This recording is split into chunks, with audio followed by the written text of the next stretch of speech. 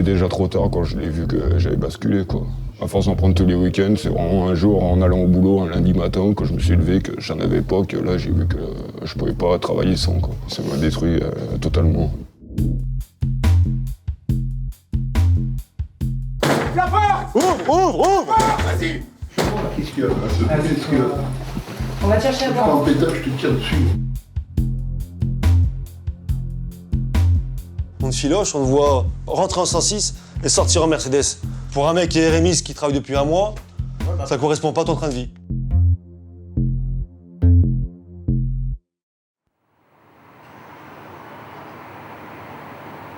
Lyon, une des villes les plus touchées par la drogue en France. Ici, on trouve de tout et facilement. Cannabis, héroïne, cocaïne. À chaque quartier, sa drogue de prédilection.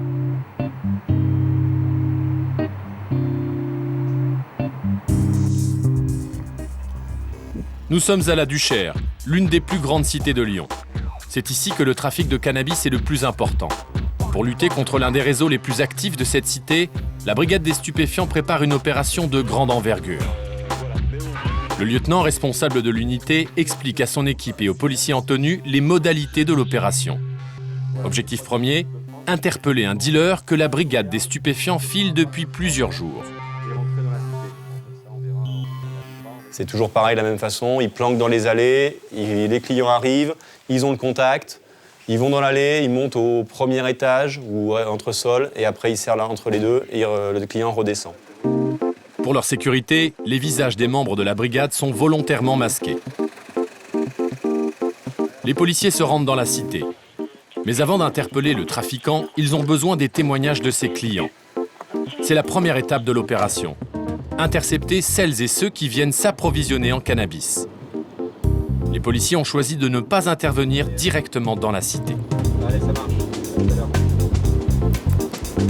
S'ils nous voient interpeller un client, ils se sentent surveillés et ou lui-même prennent la fuite, ou alors ils prennent tout son stock qu'il a de barrettes, etc. pour la vente et qu'ils le cachent ailleurs ou qu'ils le jettent.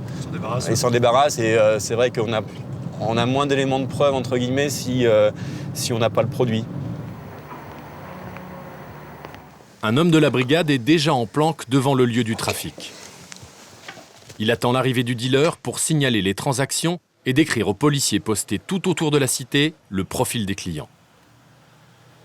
Pour l'instant, toutes les surveillances qu'on a faites sur cet individu, il était présent. Alors, en espérant qu'aujourd'hui, il le sera. Mais ça peut durer quand même un bon moment.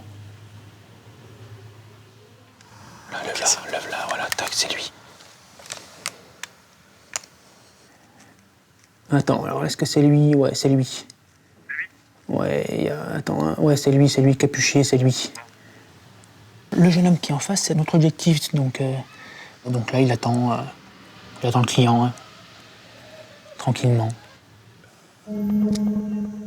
Les premiers clients ne se font pas attendre.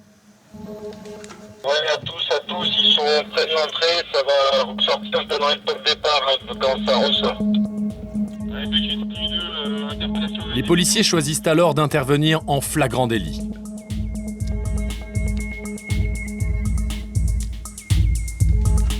Top interpellation pour tout le monde, la top interpellation. C'est lui là, le client.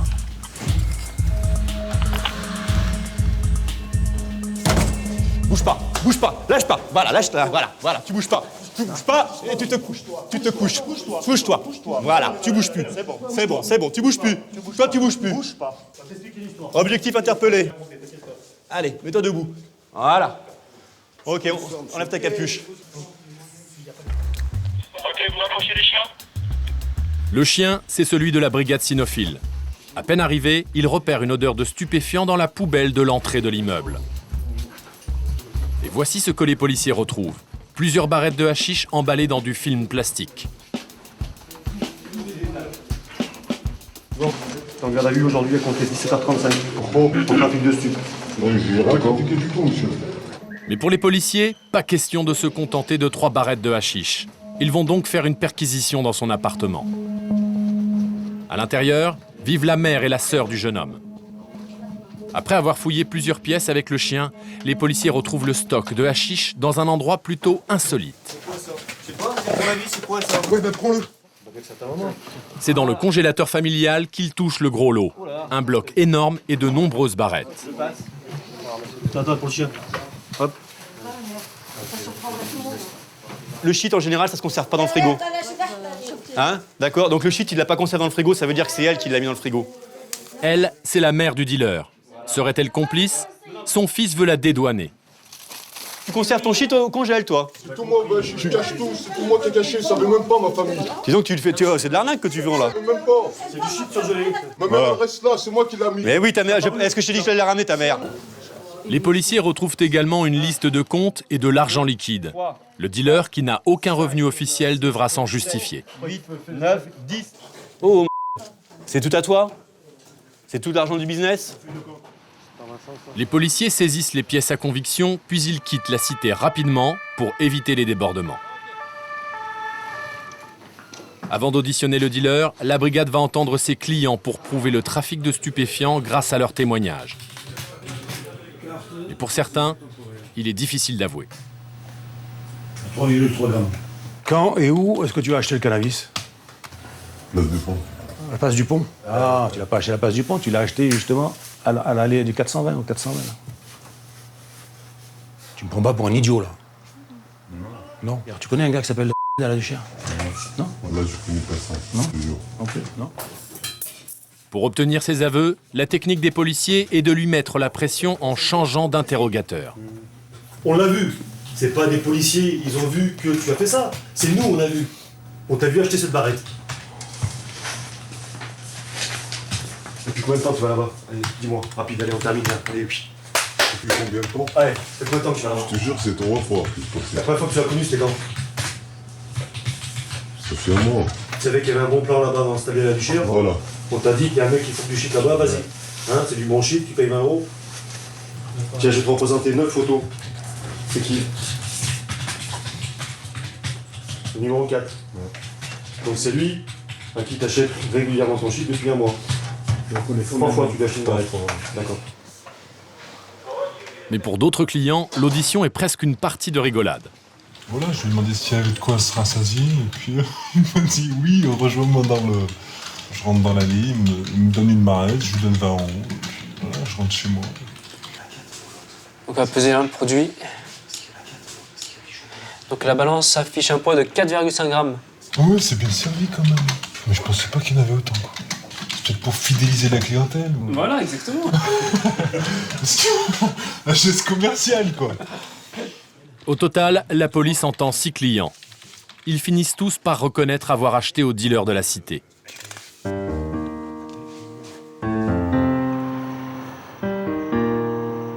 La journée se termine. Le lendemain, les auditions reprennent. C'est au tour du trafiquant d'être entendu.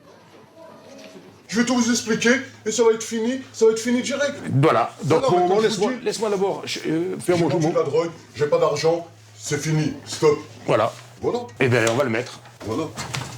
Tu J'ai vendu de la drogue pour ma vie. Alors, je revends du cannabis, tu me dis, parce que je travaille pas, j'ai pas d'argent, c'est ça? Pour pouvoir avoir de l'argent. Non, pas pour survivre, pas pour avoir de l'argent, pas pour s'enrichir, pour fumer et survivre. Si le mec il te dit je veux 10 €, tu vas lui donner quoi comme Je lui donne 10 €. Mais tu vas lui donner une barrette de 10 grammes, de 30 grammes, tu vas pas lui donner. Je sais pas, je lui donne ce qu'il y a. Je lui donne ce qu'il y a, moi je sais pas, je les pèse pas, je fais rien du tout de tout ça. Face à l'entêtement du jeune homme, les policiers durcissent le ton. Bon, voilà. Prépare ta défense là. Si tu veux dire je m'en bats les couilles, j'ai plus rien à dire, je m'en fous, dis plus rien. Ça nous arrange. On travaille moins comme ça, nous. On travaille moins comme ça. Ça nous arrange. Non, mais y a rien à dire. Dis plus rien. Voilà, dis plus rien. Nous on va manger. Mais vous avez attrapé le chichon. Vous avez attrapé un peu d'argent. Vous m'avez vu. Toi, Vous m'avez pourquoi attrapé. tu fais ça? Pourquoi tu fais ça? Ce que tu gagnes? Pourquoi tu vas en barrette? Pourquoi tu vas en bloc? Pourquoi les gens qui viennent te voir? Explique-toi surtout. Oh, je vous ai dit maintenant, ramenez-moi là-bas, je parle même plus, je dis plus un mot.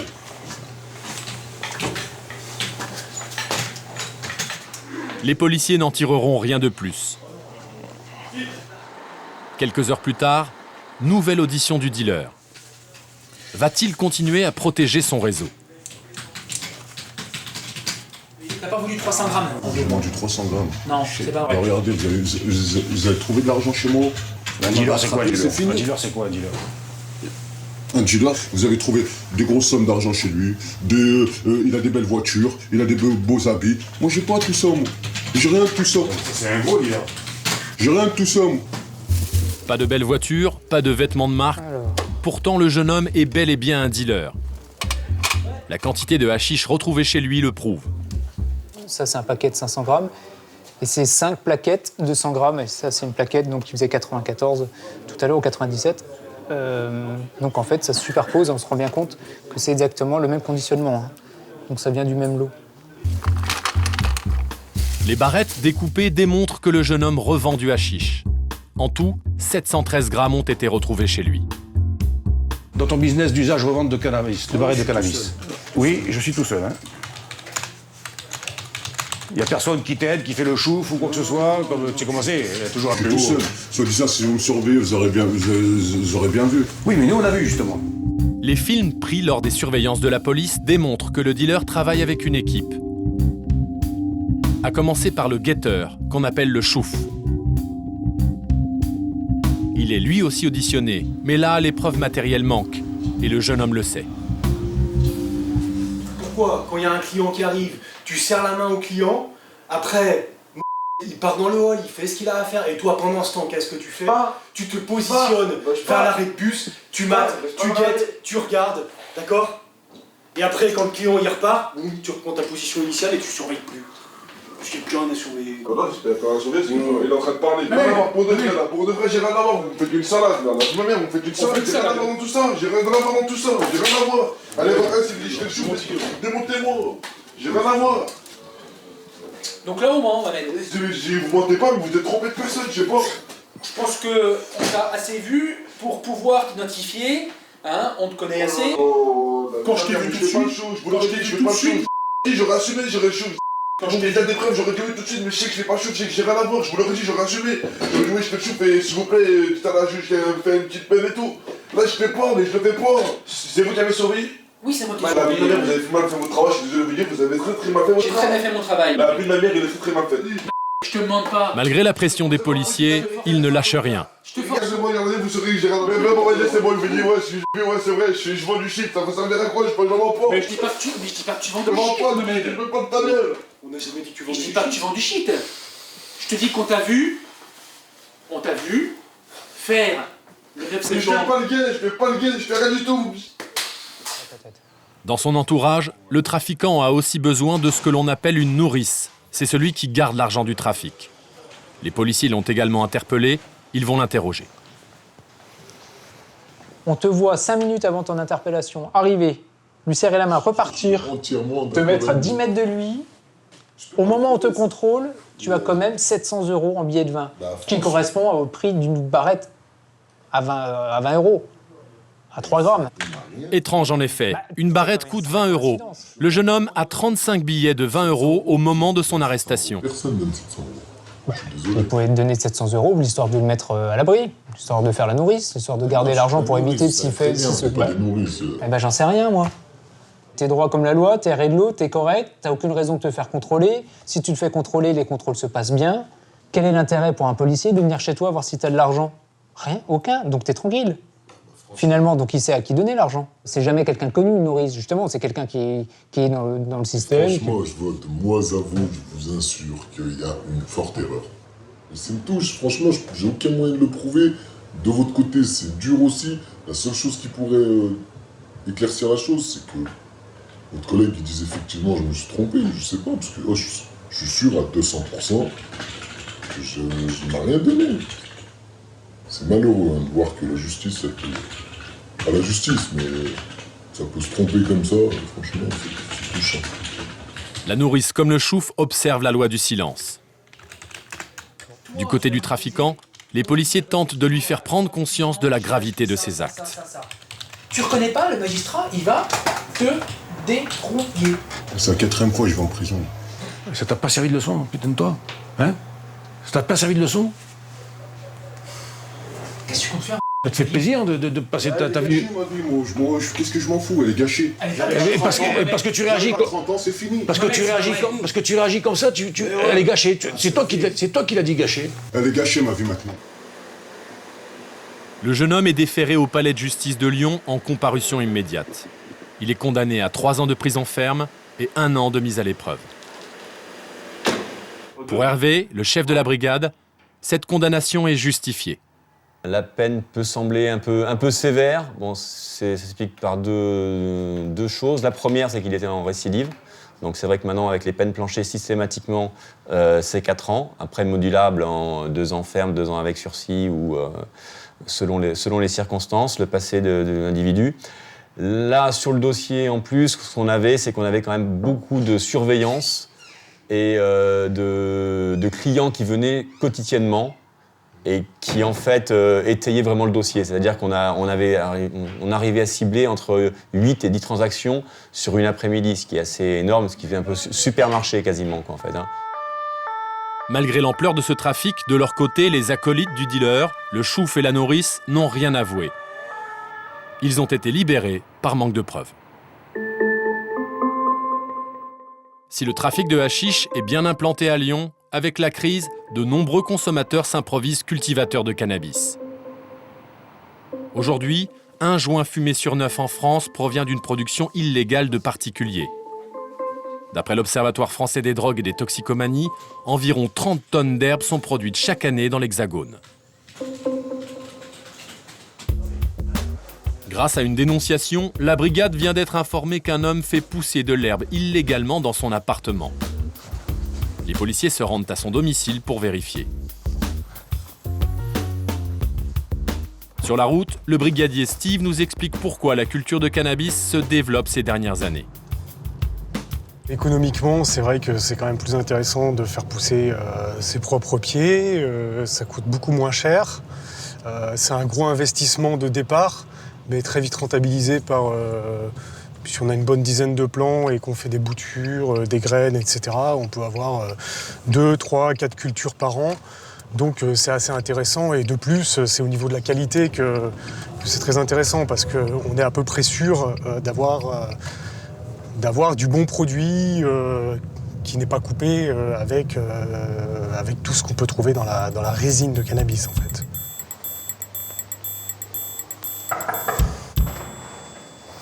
Bonjour, police. Bonjour, c'est la police. Bougez pas. Surpris, l'homme n'oppose aucune résistance. Les policiers font un tour de l'appartement et voici ce qu'ils découvrent. 16 plants d'herbe dans une salle prévue à cet effet. Un travail de connaisseur. Il y a un extracteur d'air contre les odeurs, des lampes spéciales pour que les plants poussent rapidement et un ventilateur. D'entrée de jeu, le jeune homme commence par mentir aux policiers. Moi, je suis pas fumeur. Vous fumez pas d'herbe et vous faites pousser pourquoi? Parce que j'ai envie de faire pousser, c'est tout. D'accord. Comme on fait pousser des tomates ou... Voilà, exactement. Voilà, d'accord, ok. On prend pour un con, mais... Bah, un petit peu là quand même. Hein? Déjà d'une. Un petit peu quand même, parce que là on me l'a rarement faite celle-là. Hein. Ah bon? Bah oui. Ça sert à quoi de mettre des ventilateurs, des lampes partout, d'avoir une dizaine de pieds, de consacrer une pièce entière à de la production? Dites-moi. Hein. Je vais vous expliquer pourquoi je l'ai fait. Je voulais vendre, je voulais ci, je voulais faire ça. Pourquoi? Parce que quand on est dans la merde, qu'on peut pas s'en sortir déjà tout seul, qu'on n'a pas de travail, et ben ce qu'on fait, on vend. Pour l'instant, j'ai pas le temps, j'ai rien fait. D'accord, donc vous êtes un vendeur en fait. Je suis pas un vendeur. Un futur vendeur qui ne consomme pas. Ah, j'ai jamais vendu. Donc c'est du pur business quoi. Futur pur business. Le businessman en herbe choisit mal les arguments de sa défense. Fin de la perquisition, la brigade emporte les 16 pieds de marijuana. Et c'est fait, on a tout. Donc là, on saisit tout le matériel, tous les pieds, on ramène tout au service. On va aviser le parquet, enfin on a déjà avisé le parquet, qui va probablement nous ordonner la destruction de tout ce matériel. Donc après, on va à la déchetterie et on détruit tout à la déchetterie en fait. Hein.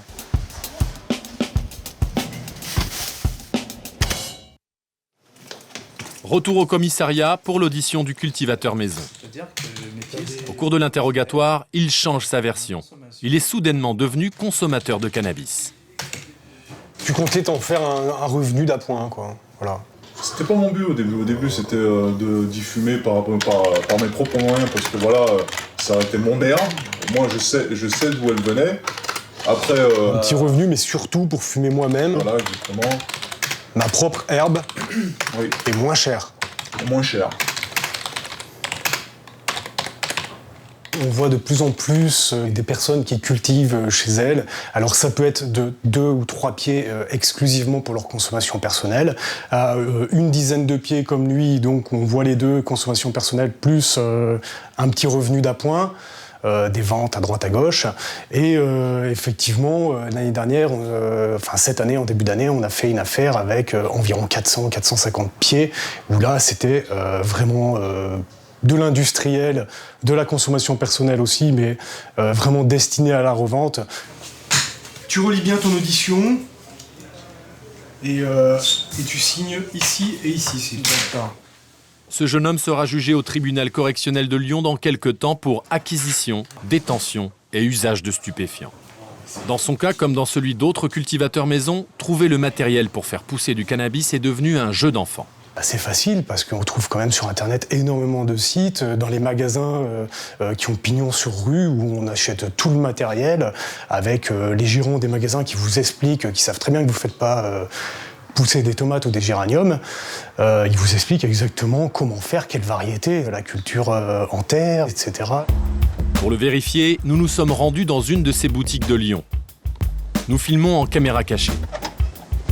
À l'intérieur, il y a tout pour cultiver du cannabis en appartement. Des serres, des lampes spéciales, des engrais. Le vendeur n'est pas naïf et sait exactement à quoi va servir son matériel. Ça reste du matériel de jardinage. Vous mettez du pavot, du cannabis.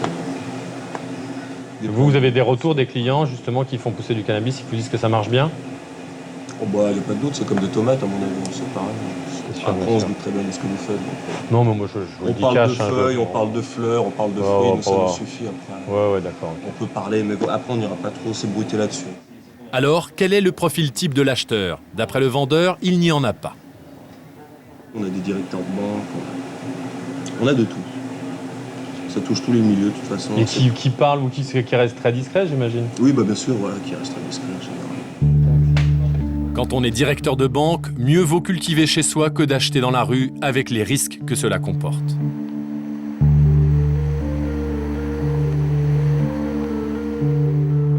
Si la Duchère est le quartier du shit, la Croix-Rousse est celui de l'héroïne.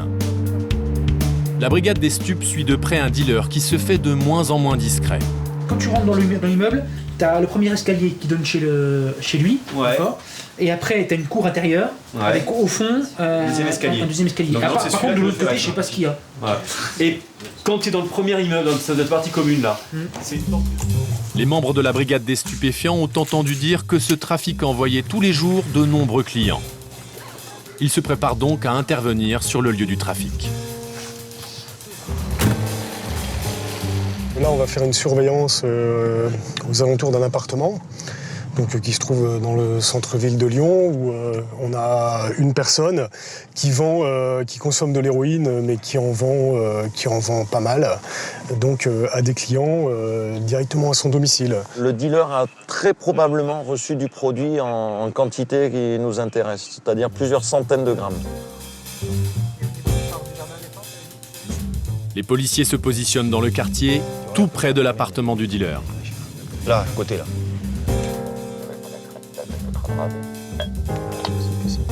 La planque commence à bord des véhicules. Ouais, je te reçois. Le groupe ne sait pas encore à quelle heure il va pouvoir interpeller les premiers clients. On peut planquer toute une nuit pour ne rien voir. Et le lendemain, avoir une espèce de démotivation, et puis c'est le lendemain où le rendez-vous va être effectif et où la transaction va avoir lieu. Pour être au plus près de la transaction, de son côté, Hervé, le chef de brigade, commence une surveillance à pied. Il trouve rapidement un point d'observation qui donne directement sur l'immeuble du dealer. Le but pour nous, c'est d'attendre que le client ressorte de cet appartement-là, puis de l'immeuble, de le contrôler dans la rue, et après de pouvoir investir l'appartement. En plus, si le client nous dit qu'il vient d'acheter à cet endroit-là, c'est le mieux. En fait, il y a un mec en blanc qui est arrivé, un espèce qui a fait signe à un couple de pique-nique de venir et d'attendre devant. À peine en position, le policier remarque un mouvement suspect. Transac dans l'allée, transac dans l'allée.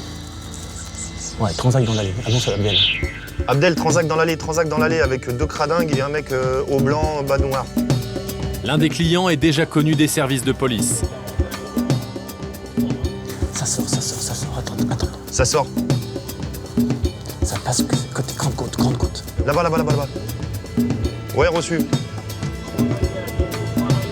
Et dès qu'on les voit, on les tape.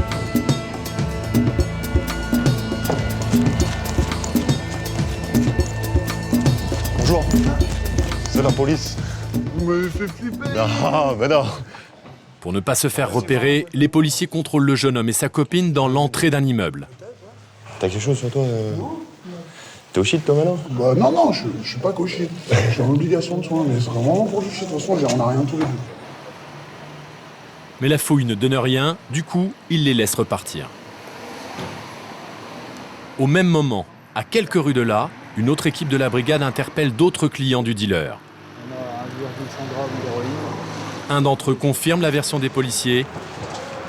Il est ramené au commissariat.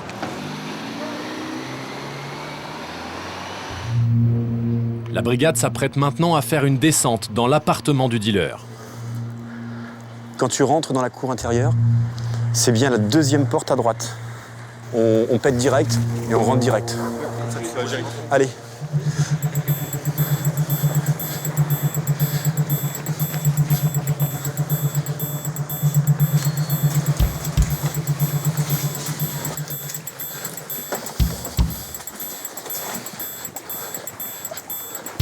Police!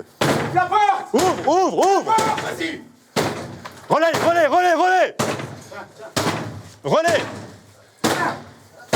Allez, go!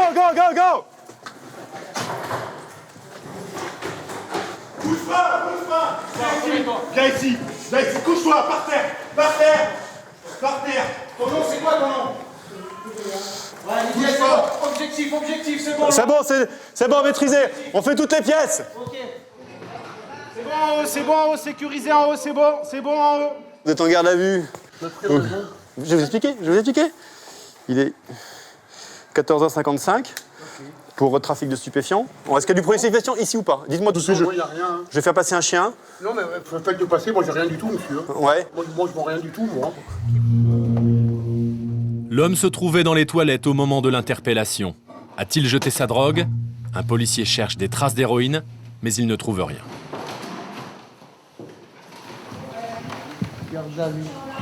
On va rien trouver, je présume. Ouais, mais je sais que t'auras rien. Ouais. Est-ce que tu vends, toi? Regarde, là, t'as les traces d'héros, d'accord? Là, il y a du papier d'alu. Tu l'as utilisé pour quoi? Pour la cuisine. Pour la cuisine. Bon, ça, c'est ta déclaration. L'héroïne, tu la coupes pourquoi? L'héroïne, pourquoi tu la coupes? Je vais faire un trait, je sniffer. Tu l'as coupée? Pourquoi? Tu avais un bloc, alors? Si t'as un couteau. C'est pour écraser la petite boulette. Il y avait un 0,2. Il n'y a pas de viande, je suppose. Pour son entrée en matière, l'homme provoque les policiers en les menaçant. Qu'est-ce qu'il y a? On va te chercher à boire. En pétard, je te tire dessus.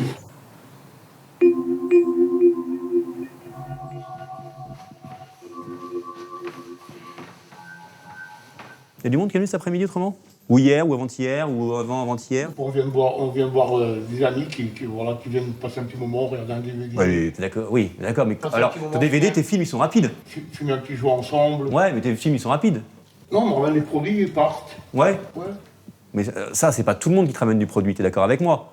Sinon, tu vas faire croire à un magistrat que t'as à peu près 10 pélos qui viennent chez toi pour te ramener du produit et qui restent à peu près tous entre 10 minutes, un quart d'heure, une demi-heure. Ça va être une partie de poker menteur entre toi et moi. Moi, je sais déjà le résultat. D'accord? Je pense savoir qui va gagner. Un consommateur aller en prison, c'est grave. C'est au tour de la brigade cynophile d'intervenir. Mais même si le chien marque certains endroits, les policiers ne retrouvent pas l'héroïne que le dealer était censé avoir. Malgré tout, l'homme sera auditionné le lendemain matin. Sur le chemin du retour, Hervé consulte le téléphone du dealer. Un appel du couple de clients contrôlés dans l'après-midi retient son attention. On contrôle les gens vers 14h25 et on a un coup de téléphone à 14h28 Donc on ne sait pas ce qu'il se dit, mais a priori, ça a dû être pour le prévenir de notre future arrivée. En plus, quand on intervient, il est dans les toilettes. La chasse d'eau est propre. Lui, il n'est pas du tout posé de façon à être aux toilettes, donc je pense qu'il a tiré la chasse et voilà, donc tout le produit a dû partir dans les toilettes. Hervé veut donc retrouver ce couple pour l'interroger. Et un autre message du même expéditeur reçu devant nous sur le portable du dealer va le conforter dans cette idée. Ah bah attends, activer un message reçu. Et on peut passer avec ma copine après le resto vers 23h ce soir, s'il te plaît. Assure, s'il te plaît, assure. Le lieutenant rit jaune. Normal, le couple a mené ses hommes en bateau lors du contrôle de l'après-midi. Du coup, la brigade se rend à son domicile.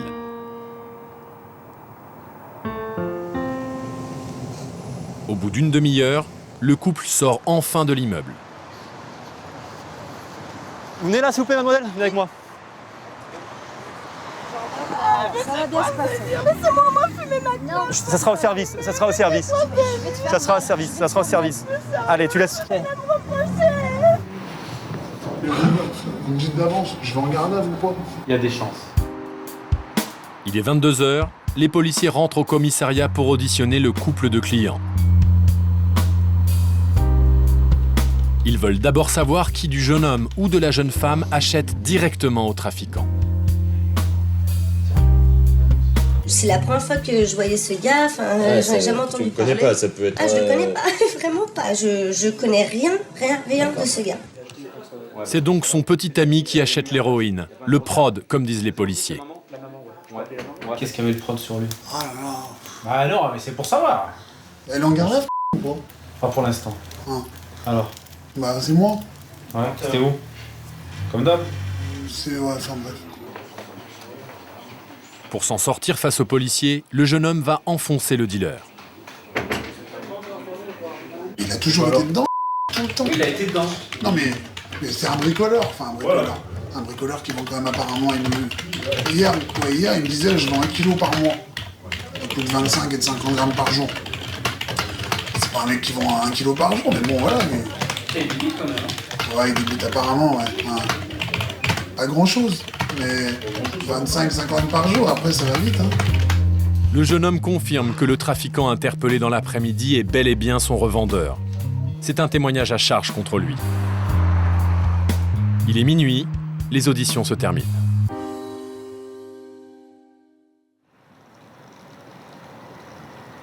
Elles reprennent le lendemain matin avec le principal protagoniste, le dealer.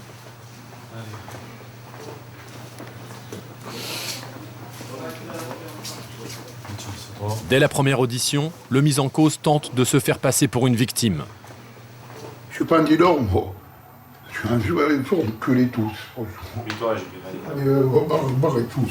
Je suis un dealer de quoi, moi? Je suis un dealer de quoi? Est-ce que je suis en train de te parler de deal? C'est vrai que... Est-ce que je suis en train de parler de deal? C'est vrai ce que... Je t'ai dit que j'allais t'arranger ou pas? Est-ce que je te l'ai dit ou pas? Ouais, ce que je fais, ça se... Je te dis, par rapport à la loi, ça se fait pas, c'est interdit. Mais ce que je fais, c'est pour cette merde, moi.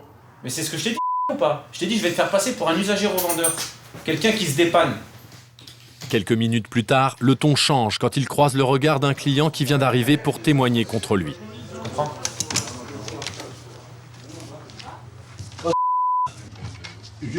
Quand je reviendrai, on parlera. Tu vas dire aux gens que c'est moi qui t'a donné... C'est bon, Bouge. Oh, c'est bon. On se verra. Ouais. Oh. Qu'est-ce qu'il y a? On se verra plus tard. Menace pas. C'est pas des menaces, on se verra plus tard. C'est pas des menaces, hein. Ce client, le voici. Il avait 1 gramme d'héroïne dans sa poche au moment de son arrestation. L'héroïne, une drogue qui a fait basculer sa vie. Il était déjà trop tard quand je l'ai vu que j'avais basculé, quoi. À force d'en prendre tous les week-ends, c'est vraiment un jour en allant au boulot, un lundi matin, que je me suis levé, que j'en avais pas, que là j'ai vu que je pouvais pas travailler sans, quoi. Et pour arrêter, c'était même pas la peine, quoi. Mes parents ont coupé les ponts avec moi directement parce que ça amène plein de soucis, quoi. Ça amène des soucis d'argent. Je pensais d'abord avoir ma drogue, à mon bien-être, qu'à mes amis, à mes parents, à tout ça, quoi. Ça m'a détruit totalement. J'aurais pas touché à ça, je pense pas que j'aurais eu autant de problèmes que j'ai eu dans ma vie, quoi. Après son audition, le procureur soumettra le jeune homme à une obligation de soins. Avant cela, il pouvait consommer plusieurs grammes d'héroïne par jour. La surconsommation, un phénomène qui s'accentue. Depuis 3 ans environ, on constate une véritable augmentation du nombre de consommateurs d'héroïne, de la quantité qu'ils consomment également, puisque le produit est maintenant sous-dosé. Enfin, au niveau de Lyon, je parle, hein, on arrive à des pourcentages qui sont de 1 à 3% d'héroïne. Et donc là, une personne, un consommateur d'héroïne qui consomme 1 gramme d'héroïne, ça ne lui suffit plus. Maintenant, il faut qu'il consomme 2 ou 3 grammes, voire 5 grammes par jour pour arriver à avoir sa dose. Combien de temps je suis pas venu mettre le nez dans ce que tu faisais? Ouais, depuis... Au bout d'un moment, quand j'ai la moitié des tox d'hétéros qui viennent frapper à la porte et on me dit tu peux y aller à n'importe quelle heure, c'est bon. En plus, ils se lèvent tôt le matin, on peut y aller très tôt le matin. Tu comprends bien qu'il y a trop de gens qui ont parlé. C'est vrai, Voilà. je le vois. Donc je veux bien croire qu'au début, tu prenais 5, 10 et tu tapais ta conso. Mais avec tous les allées et venues... Je ne veux pas le cacher, je ne vais pas mentir. Je vendais un petit peu, voilà, le minimum pour payer ma consommation, c'est tout. Moi, je prenais ma petite conso, je disais voilà, il y a 20 grammes, sur 20, je vais faire l'argent pour payer le pélo. Ça, il me reste ça, voilà. C'est pour que tu tapes gratuit. Pour ma toxicomanie, voilà. Tu comprends bien que on peut pas te laisser continuer comme ça. Non. Tu comprends? T'as pas été discret non plus. J'ai viré ces gens. Oui, je sais, mais les mecs, tu sais bien comment c'est. Quand ils savent qu'il y a du produit, ils font quoi? Ils reviennent. Hein. Ils reviennent, ils frappent à la porte. Dans ce milieu-là, ouais. Voilà. Et là, t'avais pas les meilleurs, là. Hein. Même s'il reconnaît avoir vendu de l'héroïne, le dealer nie avoir stocké de la drogue chez lui. Les amis, ils ont pas il n'y a rien. Hein. Moi, je vais te dire, je pense que t'as été averti. T'as planqué le reste de ce qui te restait. Non, où? Les chiens, ils ont passé, il n'y a rien. Non, c'est quelque part. Et il y a une infime partie que t'avais sur toi, tu la balances au shot. Mais au shot, t'as pas jeté beaucoup, je pense. Il n'y a rien. Voilà moi comment je pense. Et je dois pas être loin de la vérité. Non, il n'y a rien, il n'y a rien. Il a reconnu que ça donnait à revendre de trafic stupéfiant sur les 3 produits, donc cocaïne, héroïne et résine de cannabis. Il reconnaît tous les clients qu'on a interpellés hier, donc ce qui est bien. Maintenant, ce qui en est sur les quantités et depuis combien de temps il le fait, il continuera à minimiser. C'est le but du jeu. On commence tout le temps par minimiser au maximum et finalement on se rapproche de la vérité, sachant que la vérité on n'y arrivera peut-être jamais, mais on s'en rapprochera au maximum. Voilà. En l'absence de drogue retrouvée chez lui, le trafiquant n'a été condamné qu'à 1 an de prison ferme et 2 ans de prison avec sursis. Procédure habituelle lors d'une affaire de stupéfiants, la drogue saisie sur les clients est placée sous scellé. Je vais à la PTS emmener les scellés pour analyse, ok? À tout à l'heure. Ils sont ensuite acheminés à la police technique et scientifique à Écully, dans la banlieue de Lyon. Fabrice Bezassier est le responsable du service. C'est ici que sont analysées les drogues saisies. Un caillou. Objectif, identifier et connaître la proportion de drogue dans chacun de ces échantillons. Le laboratoire peut tout analyser et il possède tout type de drogue. Voici la chambre forte du labo qui renferme tous les produits existants. La France est en bout de chaîne du trafic. Voilà pourquoi, notamment à Lyon, la drogue est de très mauvaise qualité, particulièrement l'héroïne. L'héroïne qu'on a en France vient d'Afghanistan, la très grosse majorité. Et donc, on est assez éloigné quand même de la fabrication. Et donc, pour peu que l'héroïne est bien transitée par plusieurs pays, on se retrouve avec une pureté très basse. En fait, on a moins de 5 grammes d'héroïne. Tout le reste, c'est des produits de coupage. Et quelquefois, on peut rencontrer de l'héroïne de pureté plus élevée, c'est-à-dire supérieure à 20%. On a un peu les 2 cas de figure, et là réside le danger, je dirais. C'est-à-dire que la personne, éventuellement, peut être confrontée à 2 produits similaires, de même aspect, mais de pureté complètement différente. Et l'overdose n'est pas loin. Mais sur les échantillons apportés ce jour-là par la brigade des stupéfiants, la pureté de l'héroïne n'est que de 2%. Le reste, c'est du paracétamol et de la caféine.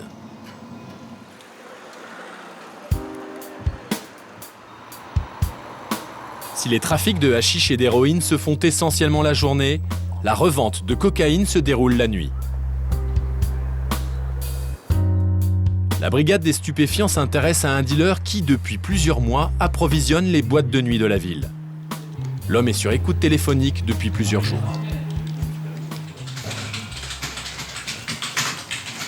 Sonne quoi, Casto, les écoutes?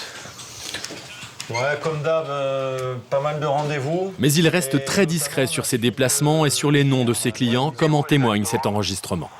T'as pas lu mon texto? Ouais, ok, je revois ton texto, puis j'arrive, ok? Ok, ça marche. Ouais.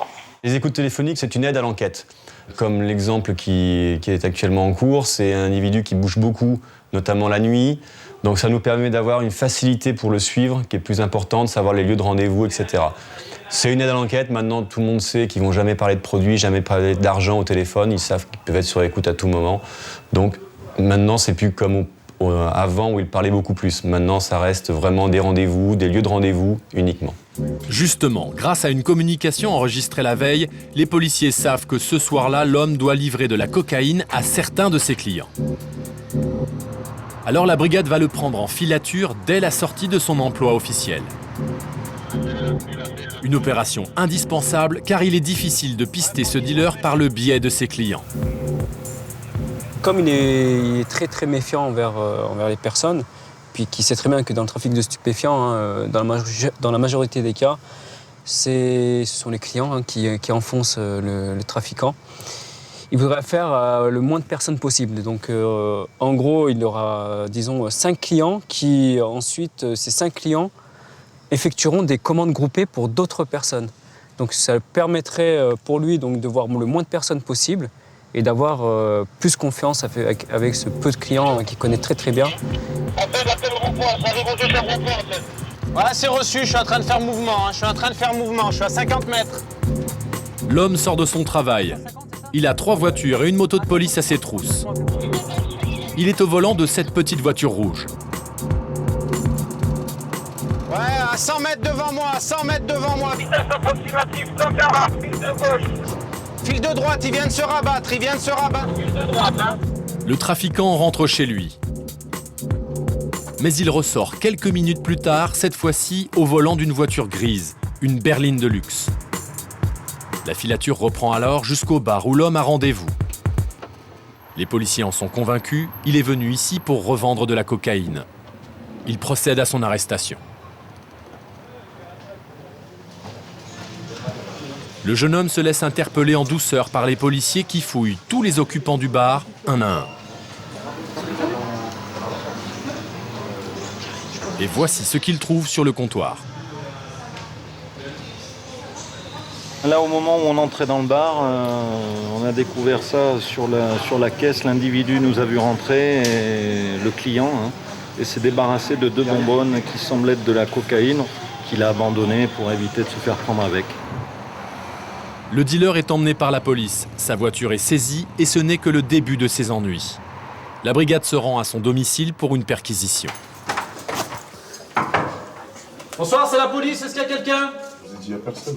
Je vérifie, monsieur. Allez. C'est bon à gauche. Est-ce qu'il y a quelque chose ici? Il n'y a rien du tout? Ok. Pour vérifier l'affirmation du trafiquant, la brigade fait passer Virus, le meilleur chien de la police. Ce qu'on peut espérer retrouver, c'est un peu de coke. Maintenant, il a l'air assez serein, donc je pense que c'est peut-être pas là qu'il cache. Lors de la fouille, les policiers retrouvent notamment de l'argent liquide et des vêtements de marque. Quant au chien, il est très intéressé par ce meuble de la chambre à coucher. À l'intérieur se trouve une enceinte de chaîne stéréo qui semble dégager une odeur suspecte. En l'ouvrant, les policiers y découvrent une plaquette de hashish et un bloc de cocaïne. Alors, je t'explique. C'est par hasard qu'on trouve ça ou pas? Je me dis, c'est pas moi, j'ai jamais ouvert. D'accord. Faut pas vous mentir. 15, 16, 17, 18, 19, 20, 21. Il faut que tu justifies ton argent quand même, d'où il vient. Voilà, donc si c'est du black, il faudra que tu nous dises comment tu l'as fait, le black, comment tu l'as eu, avec quelle société, etc., etc. Tu vois, il va falloir détailler. Donc il va falloir donner des noms de boîtes. La Mercedes, elle est à toi? D'accord. Tu l'as payé combien 24 000 euros. 24 000 euros. D'accord, tu l'as payé comment? En chèque de banque. Retour au commissariat. Et là, surprise. En moins de 3 heures de temps, le téléphone du dealer a eu 46 appels manqués. Putain, t'es sollicité. En effet, il est 22h. C'est le moment où les clients passent commande avant de sortir en boîte. Et cette fois-ci, le dealer ne les rejoindra pas. Les policiers décident de lui laisser une nuit de réflexion.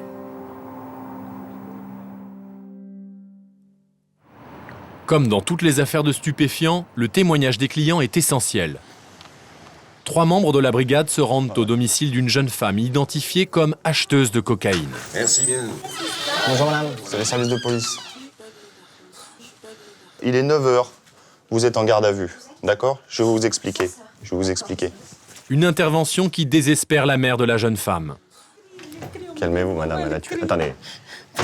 Madame, je peux comprendre, mais elle a tué personne, elle a pas... Hein? Je ne mérite pas ça. Je fais tout pour mes enfants. Une fois dans les locaux de la police, la cliente avoue immédiatement. C'était quoi le but de tes appels? C'était demander de la cocaïne. Ouais. Et samedi, tu l'as vu? Oui, je l'ai vu. Il t'a fourgué combien? 7. C'est bien, tu t'expliques. Elle s'explique, mais au même moment, un autre client fait lui la forte tête. Tu vas avoir une médaille en disant moi j'ai rien dit? Non, pas du tout, monsieur. Eh ben alors, mais putain, mais... Toi tu t'en vas là, à 18h tu t'en vas. Si tu fermes ta gueule, t'es prolongé. Et demain matin tu vas me dire, oh, excusez-moi monsieur, tu connais la musique? Retourne-toi, il a... Explique. C'est un client à toi ou quoi? Explique-lui ce que tu nous as dit. Il nous croit pas. Dis-leur que tu venais me prendre 2-3 fois, c'est tout, ça, y a rien à voir, y a pas de... Explique-leur. Tu nous l'as dit sur TV, David, je te le dis Ils tout à écoutent, l'heure. c'est tout. T'as peur de quoi? En plus, tu vas rester là, en plus, ça sert à rien. C'est moi qui les ramasse, pas toi. Hein. Toi, tu C'est bon, vous avez gagné. Il a dit. Bah, gagné quoi? Moi j'ai rien gagné, moi. Moi j'ai rien gagné. Ok? C'est toi qui gagne, c'est pas nous.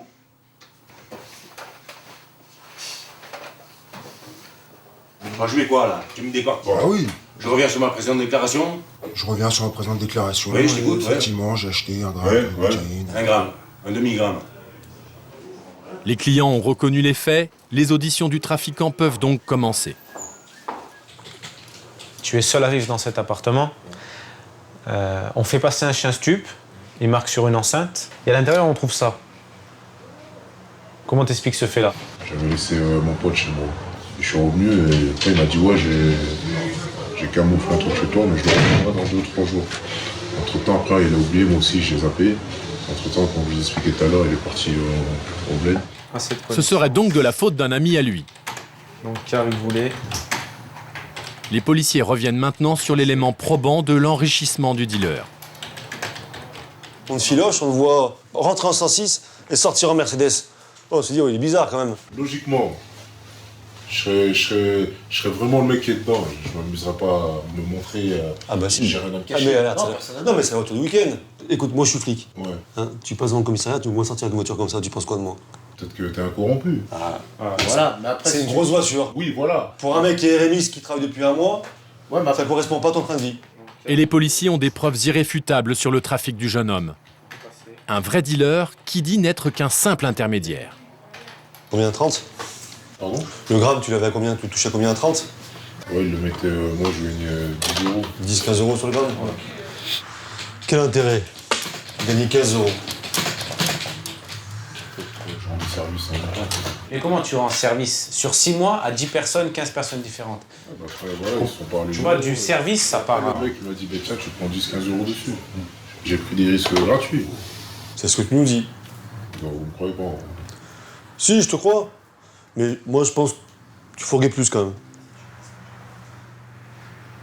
T'as fait une connerie, tu vas l'assumer. T'es un grand garçon, y a pas de souci à ce niveau-là. Maintenant, t'es pas un mauvais bougre, t'es pas un mauvais garçon.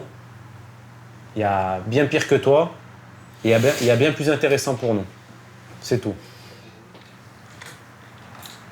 S'il n'est pas un gros bonnet, il a quand même pu se payer une voiture à 24 000 € avec l'argent de son trafic. Les éléments sont suffisants pour transmettre l'affaire à la justice. Le dealer va passer quelques temps derrière les barreaux. Le chef des stupes reste cependant réaliste sur l'efficacité de l'action de sa brigade. Je ne veux pas dire qu'on écume la mer avec une passoire, parce que ce serait quand même réducteur, mais je pense que ce qu'on fait, c'est qu'on essaye, sur certaines actions, de montrer qu'on est toujours présent. Alors, le problème va persister, mais on va enlever le problème à un endroit à un moment donné. Maintenant, je sais très bien qu'il y aura quelqu'un qui va prendre la place derrière, et qui va reprendre le trafic, et qui va reprendre les clients.